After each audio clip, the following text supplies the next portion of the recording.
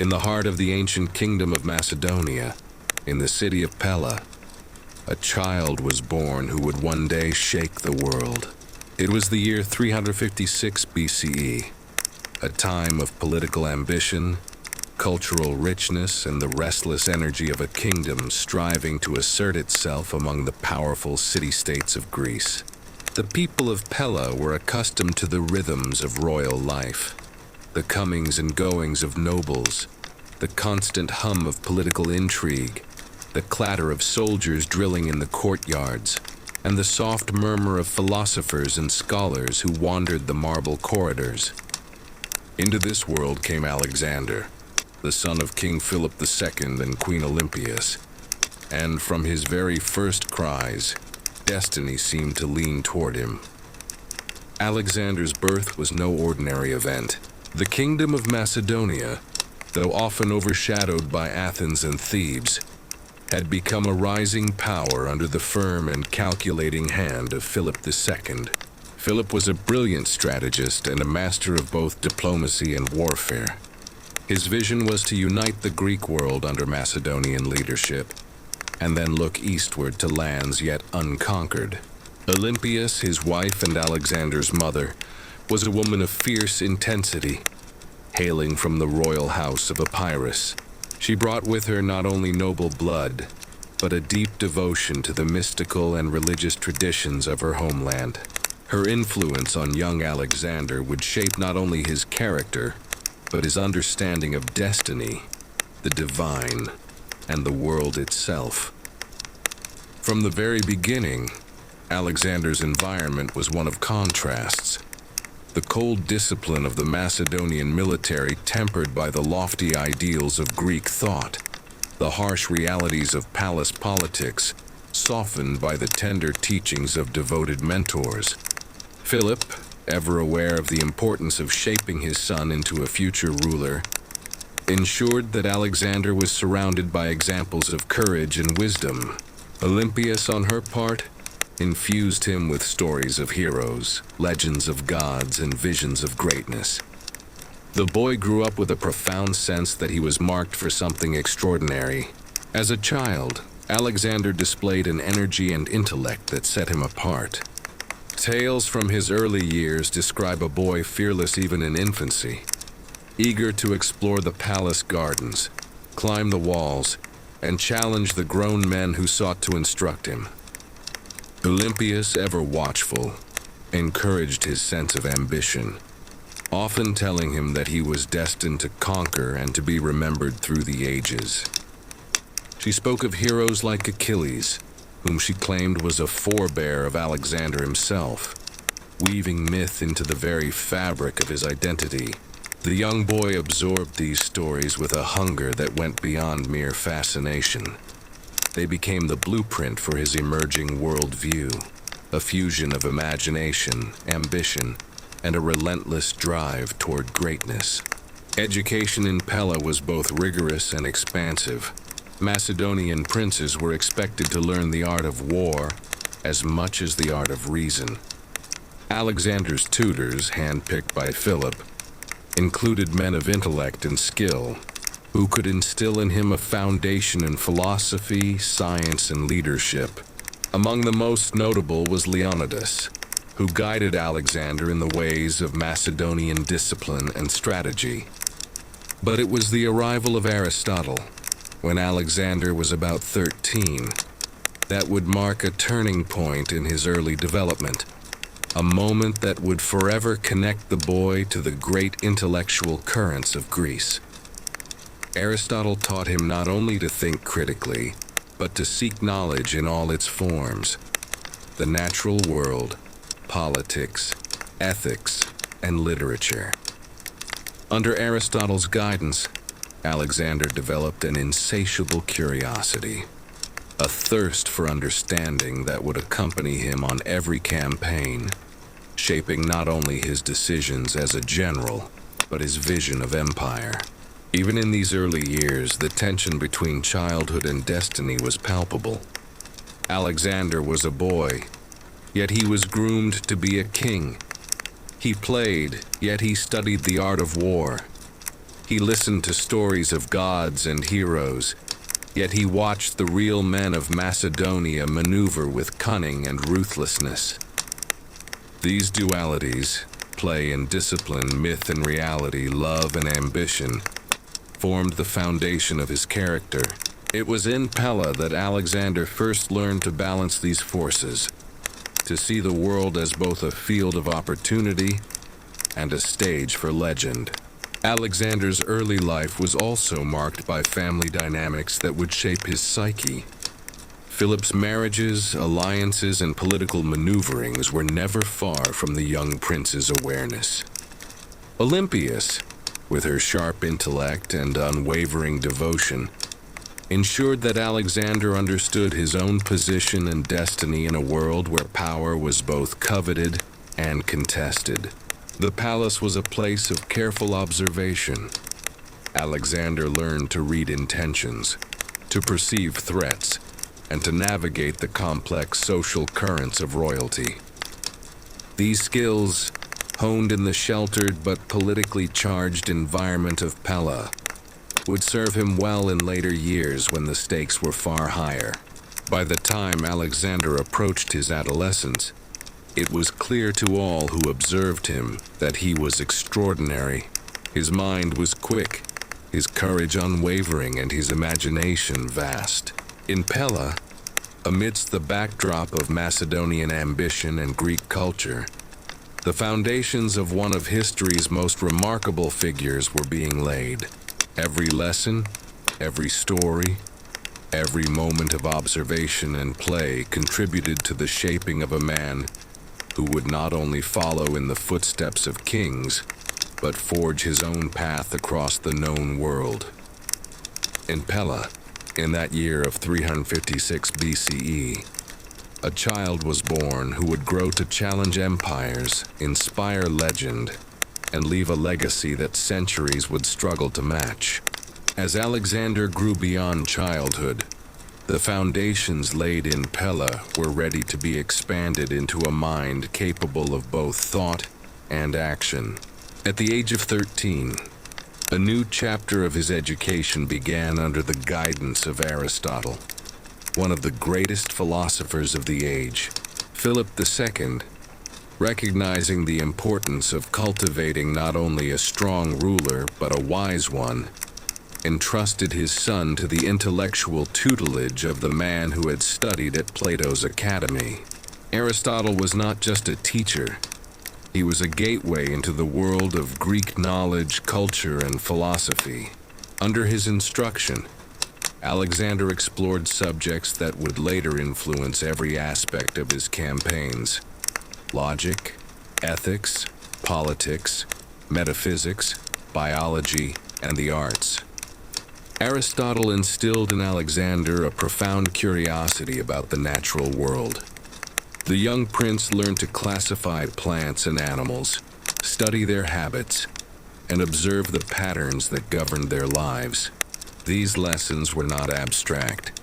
They would later serve him in foreign lands where understanding local resources, climates, and wildlife could mean the difference between success and failure. Aristotle also nurtured Alexander's sense of destiny and greatness, carefully framing the world of myth and history in ways that inspired ambition while teaching strategy and restraint. Homer's epics, especially the Iliad, were a constant reference. Alexander was encouraged to see himself in the mold of Achilles, to aspire to heroic deeds, but also to temper courage with intelligence. Education under Aristotle was rigorous, but Alexander's mind was equally sharp. He absorbed knowledge quickly and often questioned his teacher, displaying a blend of humility and boldness rare for someone of his age. Philosophy taught him to think critically. History showed him the consequences of decisions, and science revealed the mechanisms of the world around him. In Pella's palace, every lesson became part of a larger preparation, the making of a ruler who would command not only armies, but ideas, capable of understanding the lands he would one day conquer, as well as the people who lived there. While his intellectual education flourished, Alexander was also groomed for the practical realities of power. Philip ensured that his son was exposed to the art of warfare at an early age. Macedonian princes were expected to be skilled in combat, horse riding, and military strategy, and Alexander proved himself exceptional. By his early teens, he was already training with soldiers, learning the discipline of the phalanx, the precision of archery, and the tactics of cavalry maneuvers. These lessons were far more than exercises. They were tests of courage and intelligence, designed to reveal who could endure the rigors of leadership on the battlefield. At 16, Alexander's prowess began to show in more formal military roles. When Philip was campaigning in Thrace, Alexander was left in charge of Macedonian forces in Macedonia itself. This was a bold move for a young prince, but Alexander demonstrated the judgment, leadership, and charisma that would later define his command. He conducted campaigns against rebellious tribes, not as a boy seeking glory, but as a strategist with a vision. These early military experiences exposed him to the realities of logistics, morale, and diplomacy. He learned that victory depended not only on bravery, but on careful planning, adaptability, and understanding the human element of war. Simultaneously, Alexander's personality began to take shape. He was fearless yet disciplined, ambitious yet loyal to his companions, curious yet commanding. His combination of intellect and courage impressed not only his family, but the generals and soldiers who observed him. Olympias, ever aware of the boy's potential, continued to encourage his belief in destiny, ensuring that he understood both his noble lineage and the extraordinary path laid before him. Philip, though stern and politically astute, recognized that Alexander's spirit was unique. He nurtured it carefully, balancing praise with challenge, allowing the young prince to grow confident yet cautious. These formative years created a man of rare duality, a student and a warrior, a dreamer and a realist. Alexander's mind was sharpened by philosophy and science, his body honed by rigorous military training. His early campaigns, though small in scale, taught him the essence of leadership: decision, responsibility, and courage under pressure. By the time he reached his late teens, he was no longer merely a prince. He was a leader in training, a young man prepared to inherit a kingdom, to command armies, and to eventually embark on ambitions that would stretch far beyond Macedonia's borders. Thus, the period of education under Aristotle, combined with youthful military experience, was the crucible in which Alexander's character was forged. Knowledge and action intertwined to create a vision that was both practical and visionary. The boy from Pella, guided by the wisdom of the ages and tempered by the realities of war, was preparing to step onto a stage that would one day encompass the known world. Every lesson learned, every challenge overcome, and every early campaign fought laid the groundwork for the extraordinary life that was soon to unfold.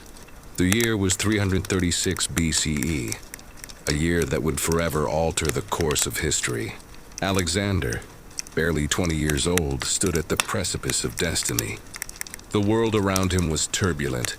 Macedonia had grown powerful under his father, Philip II, but the kingdom was also a nest of political intrigue, ambition, and danger.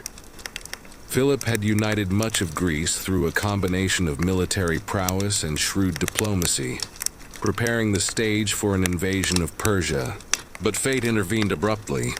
In the theater of Aegae, the ancient capital of Macedonia, Philip was assassinated. The sudden violence of that act sent shockwaves through the royal court and across the Greek world. For Alexander, the moment was both tragic and decisive. He was still young, but his upbringing, education, and military experience had prepared him for leadership in ways few could match. With the Macedonian army at his back and the loyalty of key generals secured, Alexander moved swiftly to claim the throne. In the months following Philip's death, he acted decisively to eliminate potential rivals, consolidating his power with a combination of strategic alliances and calculated displays of force. Olympias, his mother, played a key role, protecting her son's position and ensuring that any threats within the royal household were neutralized. The young king's accession was not merely a matter of inheritance, it was a test of character. Macedonia was a kingdom built on loyalty, fear, and respect, and Alexander understood that his rule depended on the army as much as the throne. He addressed the troops with the confidence of a seasoned commander, inspiring trust, even as he demanded absolute obedience. His charisma, intelligence, and courage quickly convinced the Macedonians that the young prince could succeed, where even Philip might have struggled.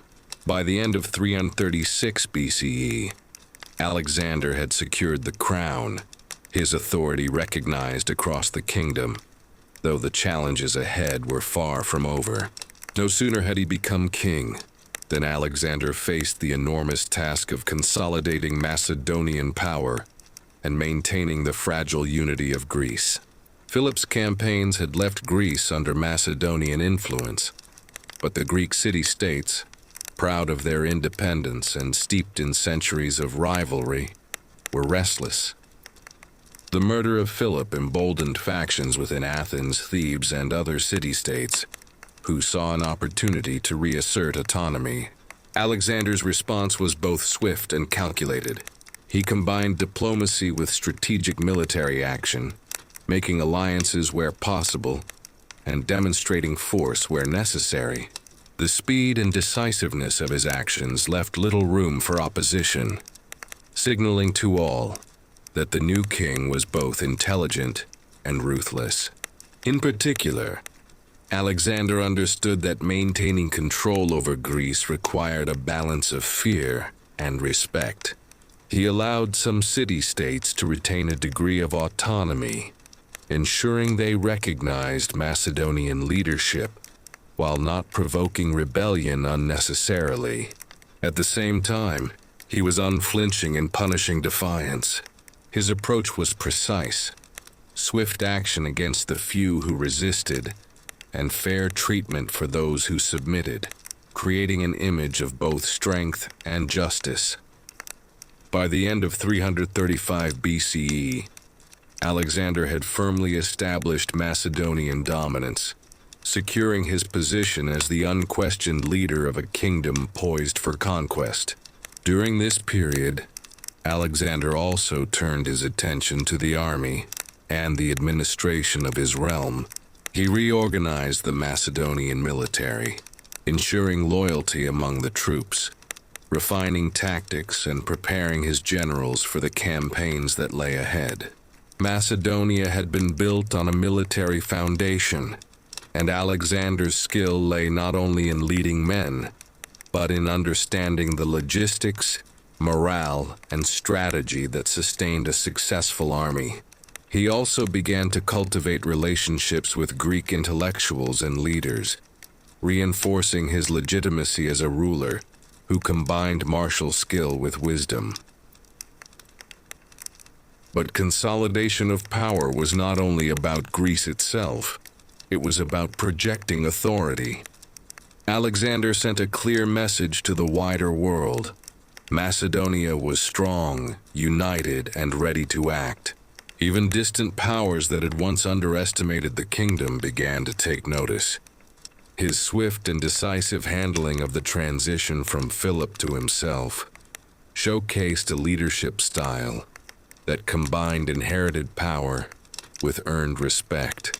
By neutralizing internal threats and managing the Greek city-states with a mixture of diplomacy and strength, Alexander laid the groundwork for a kingdom capable of launching unprecedented campaigns. These early years as king also reveal much about Alexander's character. He was bold and ambitious, aware of both the opportunities and dangers that surrounded him. He displayed strategic brilliance, balancing immediate military and political necessities with long-term objectives.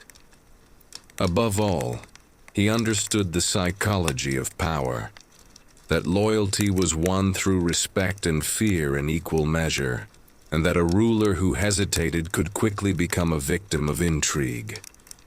The young king, who had once been a student and a soldier, now became the architect of a vast vision, preparing not only to defend Macedonia but to extend its influence across the known world. By the spring of 334 BCE, Alexander had completed this crucial phase of consolidation.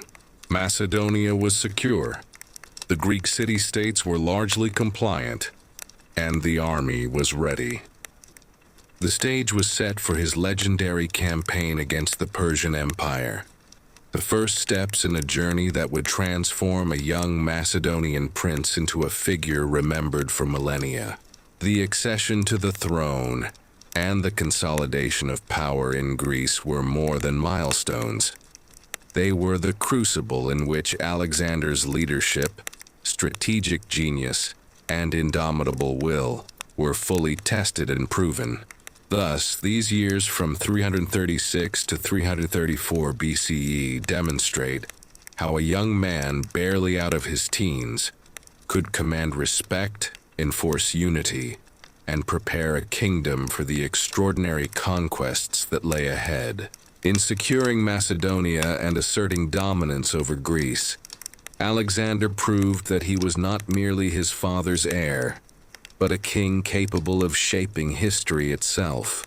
The world, as yet unaware, was about to witness the rise of one of the greatest conquerors the earth had ever known. By 334 BCE, Alexander was no longer just a king consolidating his power. He was a conqueror with a vision that stretched far beyond the borders of Macedonia. His goal was clear: to challenge the Persian Empire, the vast and wealthy realm that had long dominated the eastern Mediterranean. Years of preparation had gone into this campaign. The Macedonian army was trained, equipped, and motivated, combining the legendary discipline of the phalanx with the shock power of cavalry.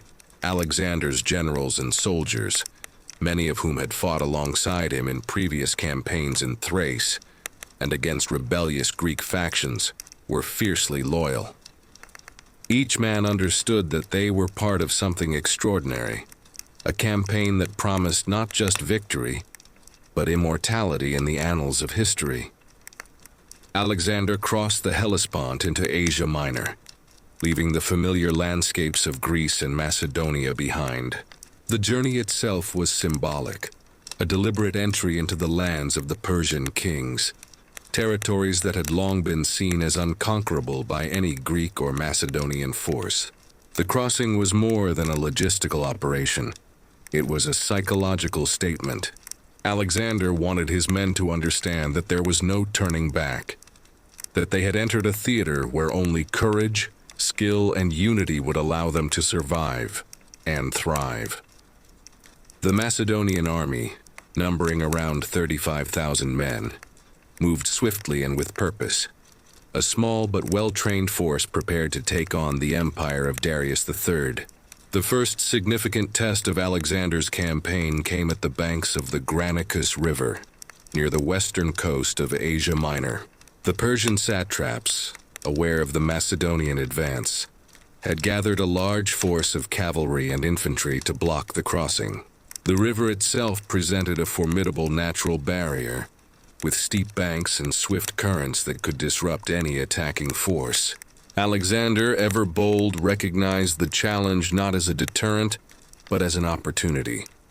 Victory here would not only secure a foothold in Asia Minor, but would also send a message to the Persian Empire.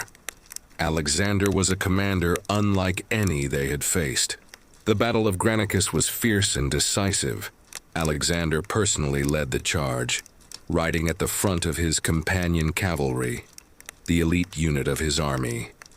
His presence inspired his men, who followed with unyielding courage despite the dangers of charging across a river under enemy fire. The Persian forces, confident in their numbers and position, were taken aback by the speed, coordination, and ferocity of the Macedonian attack. The clash was brutal. Swords rang against shields, arrows darkened the sky, and the river became a chaotic battleground. Yet Alexander's strategy was precise. He targeted the Persian leaders, understanding that the morale of their forces depended heavily on the survival of their commanders. In moments of extraordinary bravery, he faced the Persian nobility directly, cutting through their ranks and demonstrating both skill and fearlessness. By the end of the battle, the Macedonians had secured a decisive victory. Many Persian commanders were killed or captured, and the forces opposing Alexander were shattered. The river, once a natural defense, had become the site of Persian defeat, and Alexander's reputation as a bold and brilliant military leader was cemented. This first major engagement in Asia Minor showcased his ability to combine personal courage with tactical ingenuity. He had not only won the battlefield, but had established a psychological advantage that would resonate throughout the Persian Empire. Local cities and satraps, witnessing the Macedonian success, began to reconsider their allegiances. Alexander's campaign was now not just an invasion, but a magnet for those willing to join or submit to the power of a man whose ambition seemed limitless. The aftermath of Granicus revealed Alexander's vision for leadership and conquest. He was not merely a conqueror who sought to destroy. He was a ruler who understood the value of loyalty and local support. Many of the Greek cities in Asia Minor, which had been under Persian influence, were treated with diplomacy and fairness after their surrender. Alexander installed Macedonian governors while respecting local traditions and leaders who chose to cooperate. This approach reinforced his image as a leader who combined fearlessness in battle with wisdom in governance, a rare combination that strengthened both his army and his political position. The victory at Granicus also solidified the loyalty of his own troops. They had witnessed firsthand their commander's courage and strategic brilliance, and their confidence in him was absolute. Alexander understood that morale and personal example were as vital as numbers and tactics, and he continued to lead from the front in subsequent engagements, ensuring that his men followed him not out of obligation, but out of trust and admiration. Thus, the campaign against Persia had truly begun, and the Battle of Granicus marked the first monumental step toward the eventual conquest of an empire. Alexander had crossed not only a river, but a threshold into history, demonstrating that his ambitions were backed by unmatched skill and audacity. Asia Minor was now a theater of conquest, and Alexander's vision of empire, a realm stretching from Macedonia to the edges of the known world, had taken its first tangible form. The young king, barely 20, had proven himself as a strategist, a leader, and a figure destined to reshape the world. Following the decisive victory at the Granicus River, Alexander pressed deeper into Asia Minor, advancing with the confidence of a commander who knew both the strengths of his army and the vulnerabilities of his adversaries.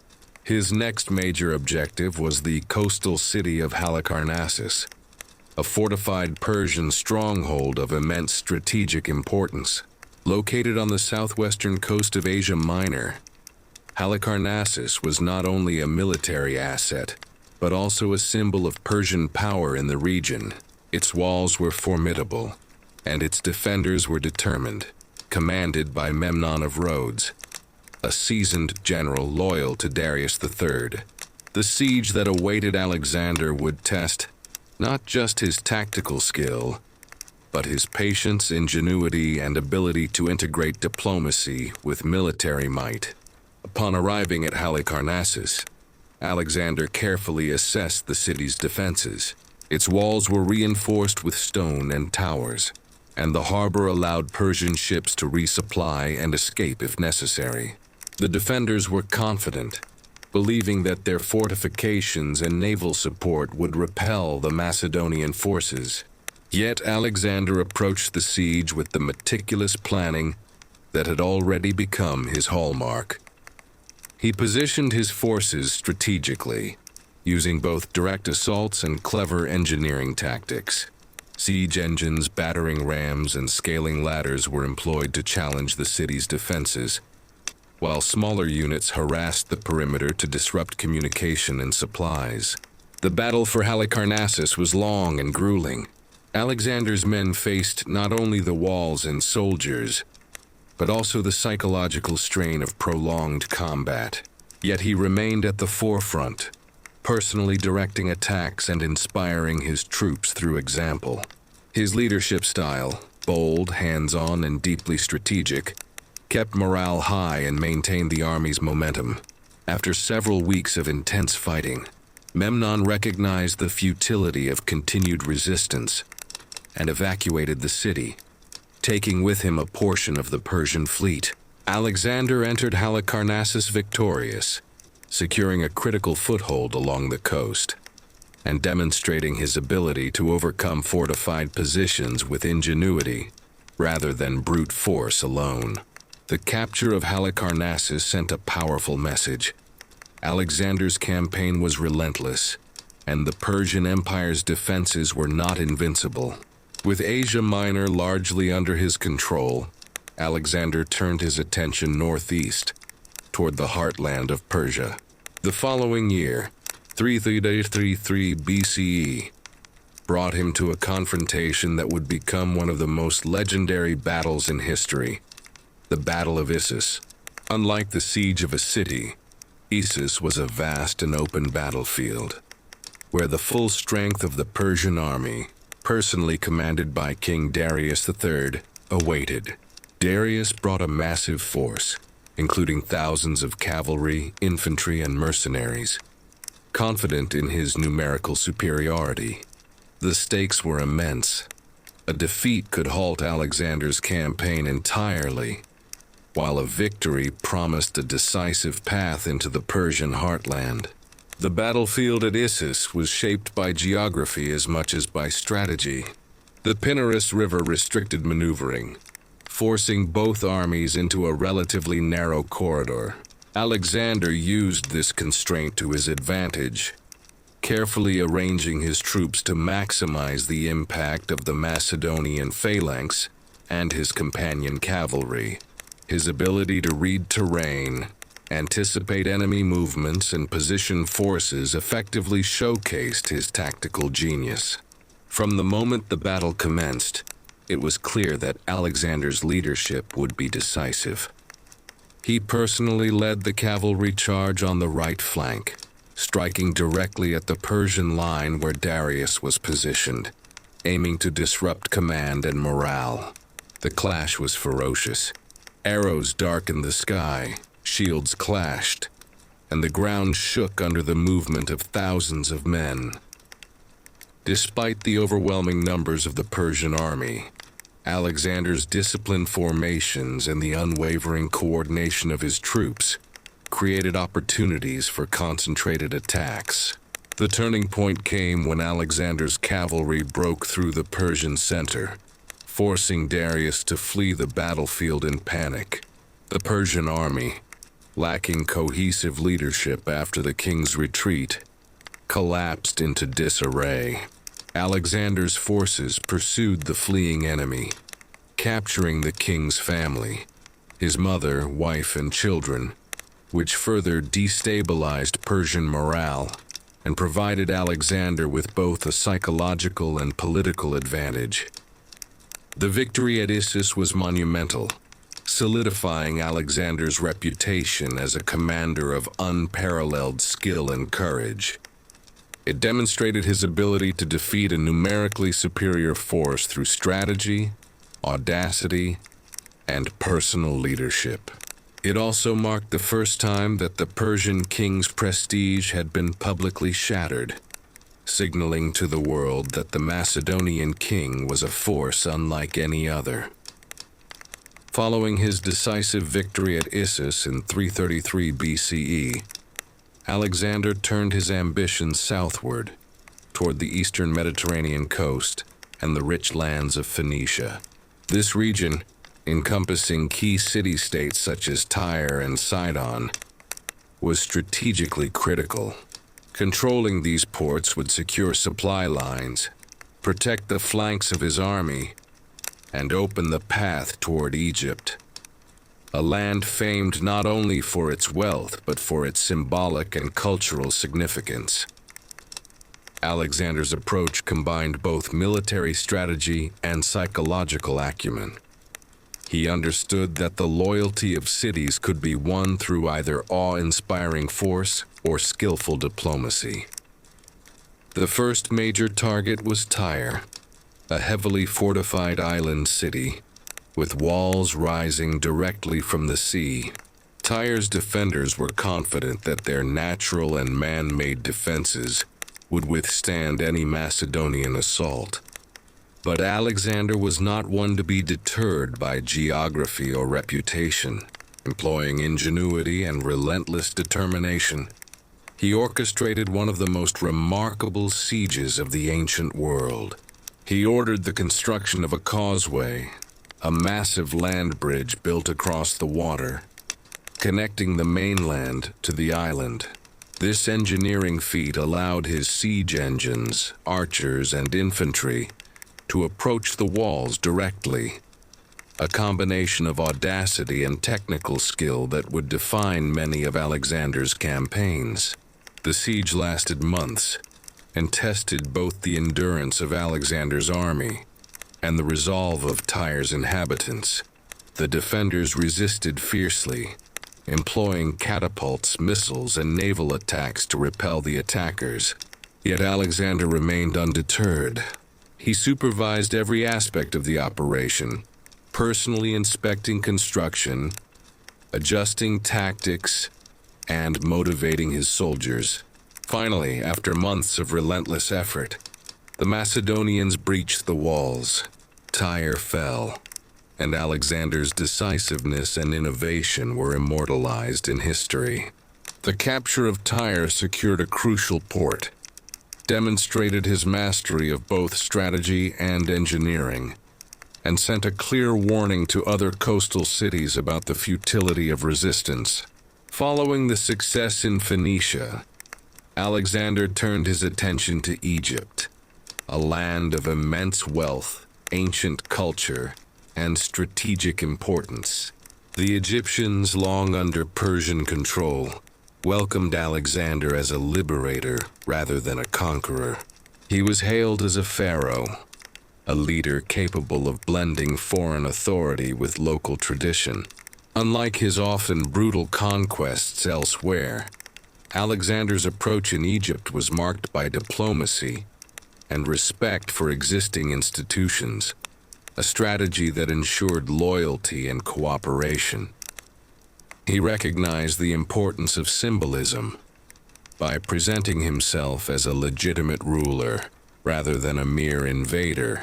He strengthened his position and secured Egypt without extensive bloodshed.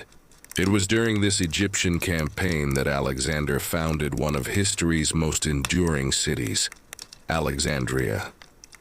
Situated on the Mediterranean coast near the Nile Delta, the city was designed to be both a hub of commerce and a center of Hellenistic culture.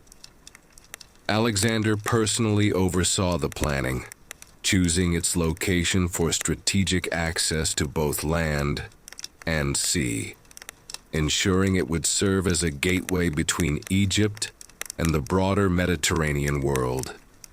Alexandria's design reflected Alexander's vision of empire, a blend of Greek and local influences, a symbol of his power, and a lasting testament to his ambition.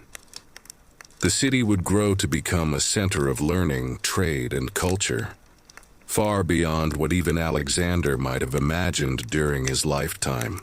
Alexander's actions in Phoenicia and Egypt demonstrated the breadth of his talents as both a military leader and a statesman. In Phoenicia, he showcased his ability to overcome natural and human obstacles through ingenuity and relentless determination. In Egypt, he demonstrated political acumen, respecting local customs while establishing his authority. The founding of Alexandria illustrated his vision for a lasting legacy, not limited to conquest, but encompassing culture, trade, and administration. His leadership style, combining force, diplomacy, and innovation, ensured that these regions were secured, providing vital bases for further campaigns into the Persian heartland. By the end of 332 BCE, Alexander had transformed the eastern Mediterranean landscape. Coastal cities were under his control. Egypt welcomed him as a legitimate ruler, and Alexandria stood as a testament to his ambition and foresight. These achievements were more than territorial acquisitions. They reflected a leader who understood the interconnectedness of military strategy, politics, and culture. Every action, from the audacious siege of Tyre to the founding of a city that would endure for millennia, reinforced the vision of an empire not only conquered, but organized, respected, and immortalized. In these campaigns, Alexander demonstrated the duality that defined his leadership: the ability to wield overwhelming military force while exercising diplomacy, innovation, and vision. By 331 BCE, Alexander's campaign had carried him across the eastern Mediterranean, through Phoenicia and Egypt, and into the heartlands of the Persian Empire. The confrontation with Darius III, the Persian king, was now inevitable. Darius, having regrouped his forces after previous defeats, assembled a massive army that dwarfed the Macedonian contingent in size and strength. Estimates suggest his forces numbered in the hundreds of thousands, including cavalry, infantry, and war elephants, while Alexander's army, disciplined and highly trained, numbered just over 40,000. Despite the overwhelming odds, Alexander's strategic brilliance and audacity ensured that the upcoming confrontation at Gaugamela would become one of the most decisive battles in history. The battlefield near the plains of Gaugamela was chosen by Darius, who sought to exploit his numerical advantage. The flat, open terrain allowed the Persian army to deploy its superior cavalry and war chariots. Yet Alexander, ever perceptive, turned this potential disadvantage into a calculated opportunity. He arranged his forces with the phalanx at the center, flanked by cavalry units capable of rapid movement. His plan was not merely to confront the Persians head-on, but to create openings, exploit weaknesses, and strike decisively at the heart of the enemy line. Alexander's ability to read the battlefield, anticipate enemy maneuvers, and act with precision was unmatched. When the battle commenced, the clash of forces was immense. Persian cavalry and chariots advanced with formidable speed, aiming to break the Macedonian line. Yet Alexander's troops held formation, disciplined and coordinated, executing maneuvers honed through years of training and previous campaigns. Alexander himself led the companion cavalry, striking with targeted precision against the Persian right flank. His personal courage inspired his men, while his tactical insight ensured that every movement was purposeful. The turning point came when Alexander executed a bold oblique advance, concentrating his forces at a critical point in the Persian center. The maneuver directly threatened Darius III, forcing the king to flee in panic once again. The Persian army, lacking cohesive command, fell into disarray, leaving the path to the empire's capitals open. Following the victory at Gaugamela, Alexander advanced into Babylon, one of the most magnificent cities of the ancient world. Entering Babylon, he was met not with resistance, but with awe and admiration. The city's wealth, architecture, and strategic position made it a jewel of the empire, and Alexander treated it with both respect and pragmatism. By sparing the populace and respecting local customs, he secured their loyalty, while demonstrating that his rule combined conquest with order. Babylon became not only a base for further operations, but also a symbol of Alexander's ability to integrate conquered lands into his expanding empire. From Babylon, Alexander pressed on to Susa, another major Persian city. Here, he encountered vast treasures of the Persian kings, including gold, silver, and luxury goods that reflected centuries of imperial wealth. Alexander's capture of Susa was swift and decisive, and he distributed much of the treasure among his soldiers, strengthening loyalty and morale, while also undermining the Persian ruling class. By controlling these economic and administrative centers, Alexander ensured that the backbone of the Persian Empire, the cities, resources, and infrastructure, was now firmly in his hands. The conquest culminated in Persepolis, the ceremonial capital of Persia. This city, a symbol of Persian authority and culture, was known for its grandeur and opulence. Alexander entered Persepolis with a combination of reverence and calculated symbolism.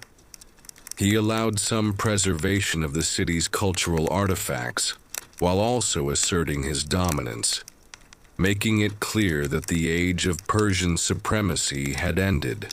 The fall of Persepolis was a psychological and political blow to Darius III, who continued to flee eastward, but now faced the reality that his empire's core had been irreversibly compromised.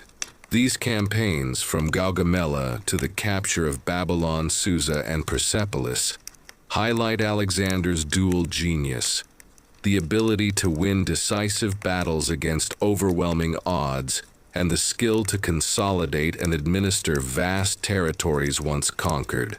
His victories were not merely military achievements. They were strategic masterstrokes that combined planning, audacity, and diplomacy. By capturing key cities and wealth centers, Alexander undermined Persian authority, while simultaneously bolstering his own legitimacy as the ruler of an empire that now stretched across continents. By the end of 330 BCE, Alexander's reputation as an unstoppable force was firmly established. The Persian Empire, once seemingly invincible, had been shattered through a combination of brilliant tactics, relentless pursuit, and careful governance of conquered lands.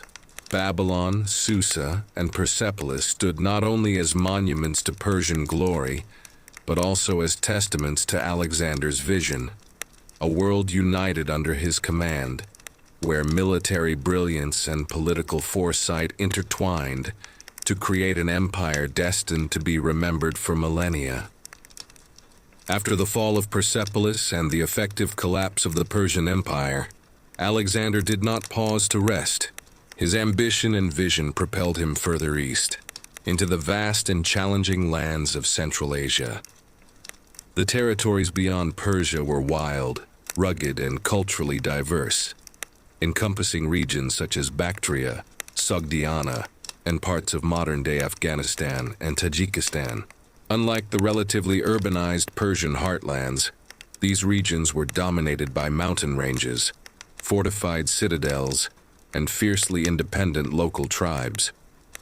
Here, Alexander faced a different kind of challenge.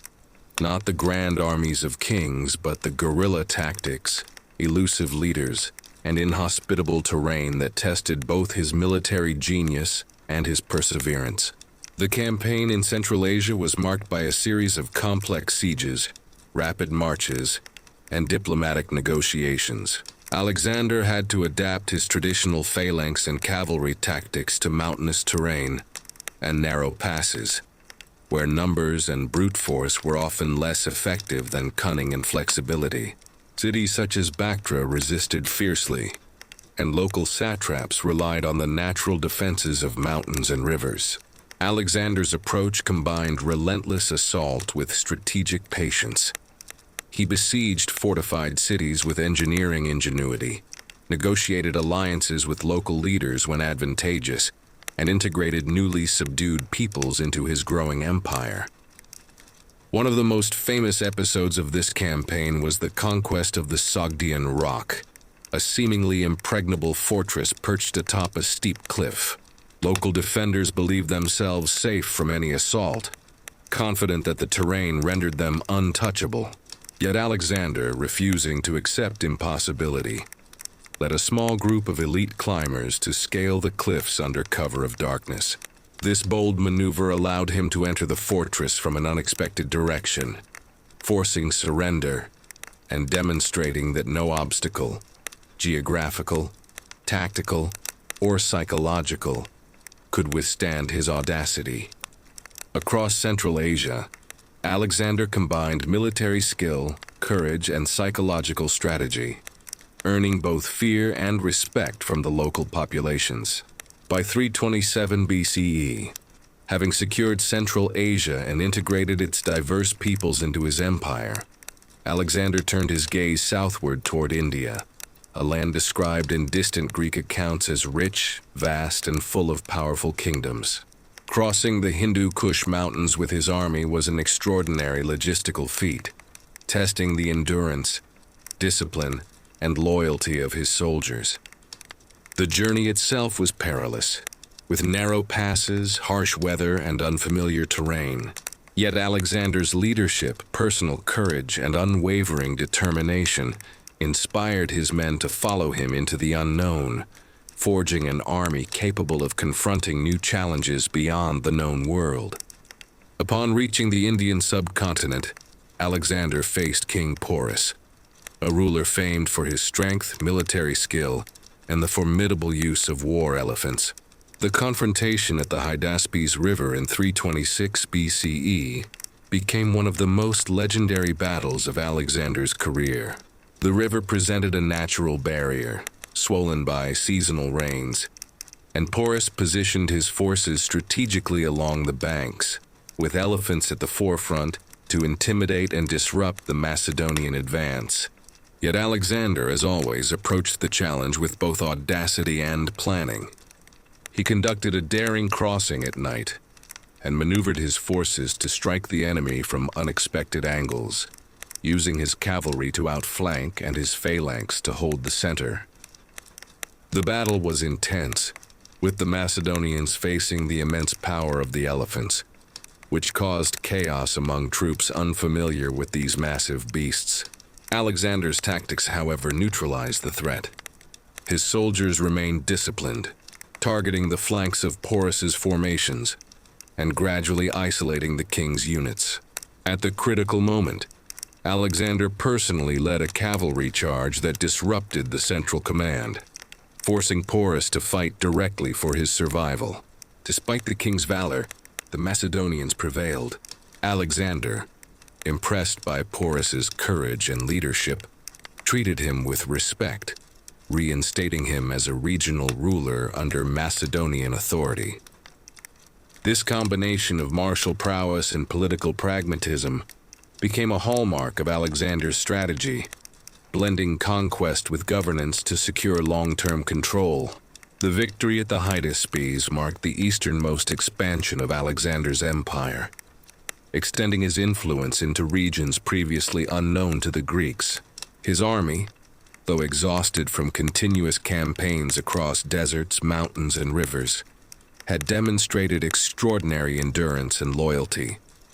Alexander's ability to adapt to new terrains, confront unfamiliar tactics, and integrate local rulers into his administration ensured the stability of newly conquered lands while expanding his reputation as a commander capable of overcoming any challenge.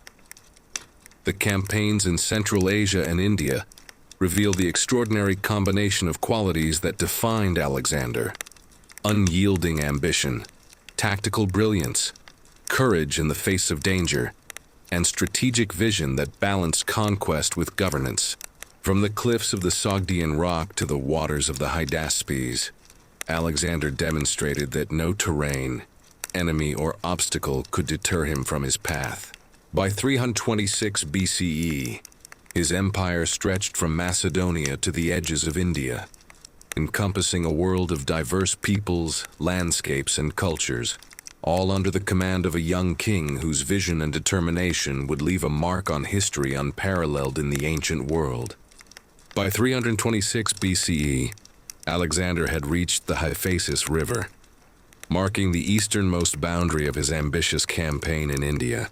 After years of continuous campaigning across deserts, mountains, rivers, and unfamiliar lands, his army was exhausted.